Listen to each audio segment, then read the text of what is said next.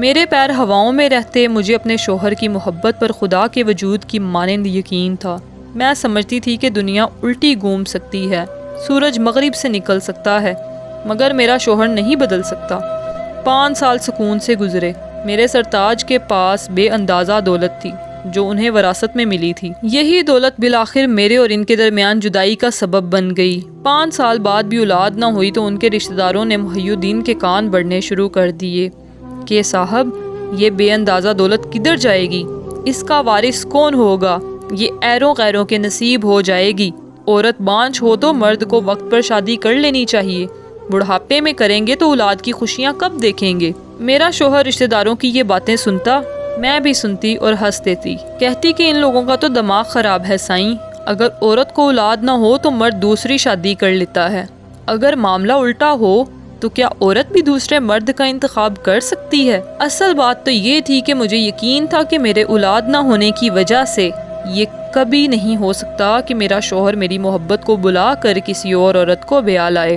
میری محبت تو ان کی زندگی تھی، ان کے روئے روئے میں بستی تھی۔ بھلا یہ کیسے ممکن تھا کہ محبت کا یہ نو لکھا ہار میری گردن سے اتار کر کسی اور کی گردن کی زینت بن جائے؟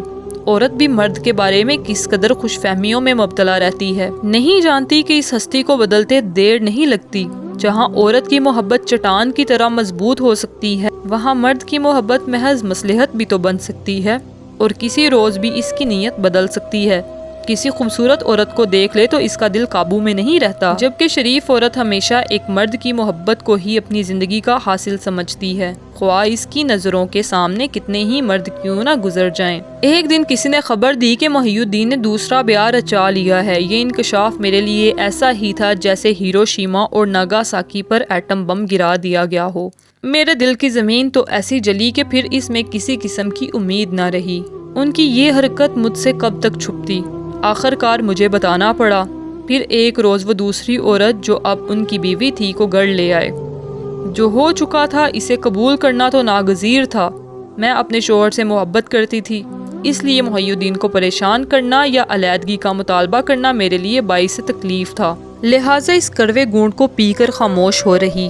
ماں نے بھی سمجھایا کہ اپنے شوہر کے گھر رہو اور سوکن کے ساتھ گزارا کرو، میں کیا بیٹھنے سے کچھ خوشیاں نہ ملیں گی، البتہ بھائیوں اور بابیوں پر بوجھ بن جاؤ گی۔ اپنا گھر اپنا ہوتا ہے، محی الدین تم سے برا سلوک نہیں کرے گا۔ مرد اولاد کے لیے دوسری شادی کرتے ہیں اور پھر وہ تو پیسے والا ہے، یہ کوئی انہونی بات نہیں، مرد ایسا کرتے رہتے ہیں، کون ان سے باز پرس کر سکتا ہے؟